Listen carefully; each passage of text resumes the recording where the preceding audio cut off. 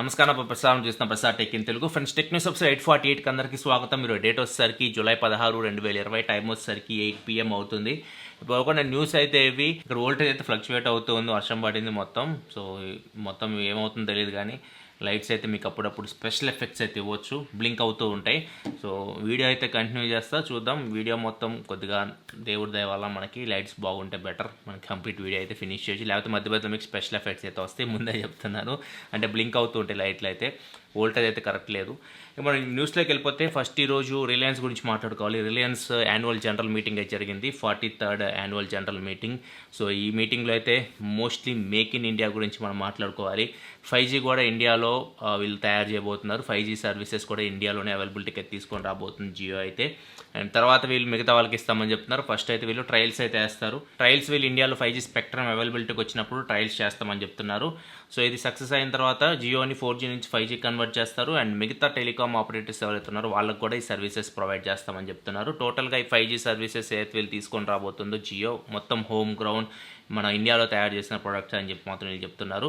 India నుంచి ఈ జియో వేరే వాళ్ళకు కూడా, అంటే వేరే దేశాలకు కూడా ఈ సర్వీసెస్ ప్రొవైడ్ చేస్తామని చెప్తుంది. 5G సర్వీసెస్ ఫ్యూచర్లో అయితే ఇది మంచి మూవ్ అని చెప్పొచ్చు. ఇప్పుడు మనం 5G వేరే దేశాల మీద ఆధారపడాల్సి ఉంటుంది. వేరే వాళ్ళు మనకి ఎక్విప్మెంట్ ప్రొవైడ్ చేయడం, వేరే వాళ్ళు వచ్చి ట్రయల్స్ చేయడం, ఇట్లాంటివి జరుగుతూ ఉండేవి. పక్క దేశాన్ని ఇప్పుడు ఆధారపడాల్సిన అవసరం లేదు. మనం 5G అయితే జియోనే ఇప్పుడు ట్రయల్స్ అయితే చేయబోతుంది.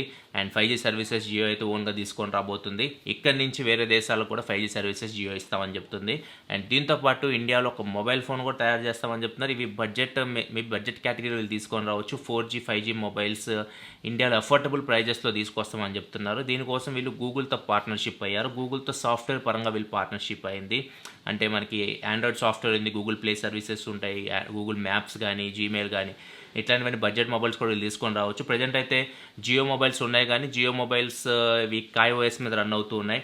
సో వాటిలో మనకి గూగుల్ సర్వీసెస్ ఉండవు, ప్లే స్టోర్ ఉండదు, ఏముండవు. సో ఇప్పుడు ఏదైతే జియో ఫ్యూచర్లో తీసుకొని రాబోతుందో ఈ 4G ఫోన్స్ తీసుకొస్తామని చెప్తున్నారు. అండ్ బడ్జెట్ కేటగిరీలో ఇండియాలో ఇప్పుడు 2G విముక్తి, అంటే మనకి ఇండియన్స్కి 2G నుంచి విముక్తి లభిస్తుందని చెప్తున్నారు. బడ్జెట్లో 4G ఫోన్ తీసుకొస్తామని చెప్తున్నారు. అండ్ 5G కూడా అఫోర్డబుల్ ప్రైస్లో తీసుకొస్తామని చెప్తున్నారు. మరి చూడాలి ఎప్పుడు తీసుకొని వస్తారో. ఇది గూగుల్ పార్ట్నర్షిప్లో తీసుకొస్తామని మాత్రం చెప్తున్నారు. అండ్ ఇంకొకటి జియో మిక్స్డ్ రియాలిటీ గ్లాస్ కూడా అనౌన్స్ చేసింది, జియో గ్లాస్ అని చెప్పేసి. ఇది హోలోగ్రాఫిక్ 3D కంటెంట్ మనం చూడొచ్చు, మీటింగ్స్ అటెండ్ అవ్వచ్చు, మీ ముందు 3D పర్సనాలిటీ మీకు కనిపిస్తూ ఉంటుంది. మీరు మీటింగ్లో మాట్లాడేటప్పుడు ప్రజెంటేషన్స్ ఇవ్వచ్చు. అండ్ క్లాస్ రూమ్స్లో కూడా క్లాసెస్ నిర్వహించడానికి కూడా ఈ క్లాసెస్ ఉపయోగపడతాయి అని చెప్తున్నారు. ఈ ప్రాజెక్ట్ నెక్స్ట్ ఇయర్ తీసుకొస్తామని మాత్రం చెప్తున్నారు. అండ్ జియో సెటప్ బాక్స్ యూజర్స్కి జియో టీవీ ప్లస్ అని చెప్పేసి ఒక సర్వీస్ తీసుకొని వచ్చారు. దీనిలో అన్ని OTT యాప్స్ అయితే కనిపిస్తున్నాయి. మనకి 12 OTT యాప్స్ కనిపిస్తున్నాయి. పాపులర్ యాప్స్ కూడా మనకు కనిపిస్తున్నాయి. Netflix, Amazon Prime, Disney Hotstar, Sony Liv, ఇట్లా మొత్తం 12 యాప్స్ అయితే జియో టీవీ సెటప్ బాక్స్కి అయితే వీళ్ళు తీసుకొని రాబోతున్నారు. గూగుల్ కూడా ఇన్వెస్ట్మెంట్ అయితే చేసింది జియోలో. ఇప్పటివరకు మనకి ఫేస్బుక్ అండ్ మిగతా చాలా కంపెనీస్ ఇన్వెస్ట్మెంట్ చేసినాయి జియోలో. గూగుల్ కూడా అధిక మొత్తం ఇన్వెస్ట్మెంట్ చేసిందని చెప్పొచ్చు. ఫేస్బుక్ తర్వాత గూగుల్ ఎక్కువ ఇన్వెస్ట్మెంట్ అయితే చేసింది. గూగుల్ ఇన్వెస్ట్మెంట్ చూసుకుంటే 33,737 కోట్లు ఇన్వెస్ట్మెంట్ చేసింది జియోలో. అంటే 7.7% వీళ్ళు జియోలో వాటాను అయితే గూగుల్ అయితే ఇప్పుడు తీసుకుంది.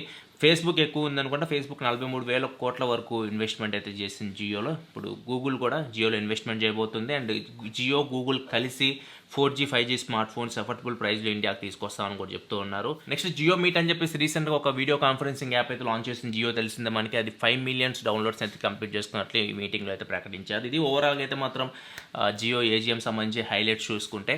నెక్స్ట్ మనం యాపిల్ గురించి మాట్లాడుకోవాలి. యాపిల్ ఐఫోన్ 12 సిరీస్లో 20 వాట్ ఛార్జర్ రాబోతున్న విషయం తెలిసిందే. ఇది 3C సర్టిఫికేషన్ కూడా పొందింది. సో మరి 20 వాట్స్ బాక్స్లో ఛార్జరే ప్రొవైడ్ చేయట్లేదు అని చెప్పేసి రూమర్స్ అయితే వస్తూ ఉన్నాయి. ఛార్జర్స్ అయితే సర్టిఫై అయితే పొందుతున్నాయి. మరి ఏ మోడల్స్లో వీళ్ళు ఛార్జర్స్ ఇంక్లూడ్ చేస్తారు, ఏ మోడల్స్ నుంచి ఛార్జర్స్ రిమూవ్ చేస్తారు బాక్స్లో, ప్రజెంట్ ఎటువంటి ఇన్ఫర్మేషన్ అయితే లేదు. నెక్స్ట్ మనకి సామ్సంగ్ నుంచి సామ్సంగ్ గెలాక్సీ Z Fold 2 ఒకళ్ళేమో 5వ తారీఖు రావట్లేదు అంటారు, కొంతమంది ఏమో 5వ తారీఖు వస్తుందని చెప్తున్నారు. 5వ తారీఖు సామ్సంగ్ అన్ప్యాక్డ్ ఈవెంట్ ఉంది. సామ్సంగ్ గెలాక్సీ Note 20 సిరీస్ అయితే అక్కడ వాళ్ళు లాంచ్ చేయబోతున్నారు. అండ్ దీనిలో రాదని చెప్పేసి మ్యాక్స్ రీసెంట్గా ఒక ట్వీట్ అయితే పెట్టాడు. కాకపోతే రాస్ యంగ్ ఇస్తున్న ఇన్ఫర్మేషన్ ప్రకారం చూసుకుంటే మాత్రం ఇది 5వ తారీఖు లాంచ్ చేయబోతున్నట్టు చెప్తున్నాడు. సామ్సంగ్ అన్ప్యాక్డ్ ఈవెంట్లోనే సామ్సంగ్ Z Fold 2 అయితే. అండ్ ఐస్ యూనివర్స్ కూడా చెప్తున్నాడు. ఐస్ యూనివర్స్ కూడా చెప్తున్న ప్రకారం అయితే ఆగస్ట్ 5వ తారీఖు మనం సామ్సంగ్ Z Fold 2 అయితే చూడొచ్చు. కాకపోతే సేల్కి సెప్టెంబర్లో చైనాలో సేల్కి తీసుకొని వస్తారని చెప్పి మాత్రం చెప్తున్నాడు. మళ్ళీ మ్యాక్స్ ఇంకొక ట్వీట్ పెట్టాడు, 5వ తారీఖు లాంచ్ చేస్తున్నారు, కాకపోతే సేల్ వచ్చేసరికి అక్టోబర్లో ఉండొచ్చు అని చెప్పేసి. సో మ్యాక్సిమం ప్రకారం చూసుకుంటే వీళ్ళ ట్వీట్స్ అన్ని చూసుకుంటే మాత్రం 5వ తారీఖు మనం శాంసంగ్ గెలాక్సీ జెడ్ ఫోల్డ్ 2 కూడా చూడొచ్చు, Samsung Galaxy note 20 series, Samsung Z flip 5G ఫోన్స్తో పాటు. చూద్దాం మరి జెడ్ ఫోల్డ్ 2 ఏమేమి ఇంప్రూవ్మెంట్ చేస్తున్నారో మనకి లాస్ట్ జనరేషన్ శాంసంగ్ గెలాక్సీ ఫోల్డ్తో కంపేర్ చేస్తే. నెక్స్ట్ మనకి MKBHD నిన్న కార్ల్ OnePlus CEOతో ఒక మీటింగ్ అయితే జరిగింది. సో ఈ మీటింగ్లో చూసుకుంటే మాత్రం ఈ వీడియోలో మనకి OnePlus నాట్ డిజైన్ బయట తీసుకొని వచ్చారు. అండ్ ప్రీవియస్గా వీళ్ళు ఏదైతే డిజైన్స్ ట్రై చేశారో ఆ ప్రోటోటైప్స్ కూడా మనకి చూపించారు. ఇక్కడ చూస్తే మనకి ఇంతకుముందు ప్రీవియస్గా వీళ్ళు ఫస్ట్ ట్రై చేసిన డిజైన్ అయితే ఇలా ఉంది. మనకి Apple back side camera setup Apple మనకు గుర్తు చేసేలాగా ఉంది. అండ్ ఈ ఫోన్ ఈ డిజైన్ అయితే వాళ్ళు డ్రాప్ అవుట్ అయిపోయినట్టు చెప్తున్నారు. ఎందుకంటే ఫోన్ చూడగానే నాకు OnePlus ఫోన్ లాగా గుర్తు రావాలి అనే ఉద్దేశంతో same OnePlus similar camera setup ఏదైతే వర్టికల్ కెమెరా సెటప్ ఉంటుందో అట్లా ఈ ఫోన్ తీసుకొచ్చినట్లు చెప్తున్నారు. అదే ప్రీవియస్ ప్రోటోటైప్ వీళ్ళు చూపించింది వచ్చేసరికి అది చూడడానికి మనకి యాపిల్ డిజైన్లో అయితే ఫోన్ కనిపిస్తుంది. కాకపోతే కెమెరా సెటప్ కొద్దిగా స్క్వేర్ టైప్లో తీసుకొని వచ్చారు. యాపిల్ మనకి సర్క్యులర్ టైప్లో అయితే ఉంటుంది. ఇంకొకటి ఈ మీటింగ్ మొత్తం కార్ల చెవులో చూసుకుంటే మనకి OnePlus బర్డ్స్ అయితే కనిపిస్తున్నాయి బ్లూ కలర్లో. సో ఇవి OnePlus బర్డ్స్, ఇవి కూడా 21వ తారీఖు లాంచ్ చేయబోతున్నారు OnePlus నాట్తో పాటు. ఈరోజు ప్రీ బుకింగ్స్ కూడా స్టార్ట్ అయినట్లునే OnePlus నాట్ సంబంధించి $499 అమెజాన్లో ప్రీ బుకింగ్స్ అయితే జరిగినాయి. అక్కడ $5,000 వరకు వర్త్ గిఫ్ట్స్ అయితే ఇస్తున్నట్లు చెప్తున్నారు. చూడాలి మరి ఎలా ఉంటుందో ఫోన్ అండ్ ఎంత ప్రైస్లో తీసుకొస్తారు, ఇవన్నీ మనకి 21వ తారీఖే తెలుస్తాయి. నెక్స్ట్ మనకి MI Band 5 సంబంధించి MI Band 5 ఈ రోజు లాంచ్ చేసింది యూరోప్లో. దీని ప్రైస్ చూసుకుని నార్మల్ మోడల్ $2,000 దాకా ఉంది, NFC మోడల్ వచ్చేసరికి $2,400 దాకా ఉంది.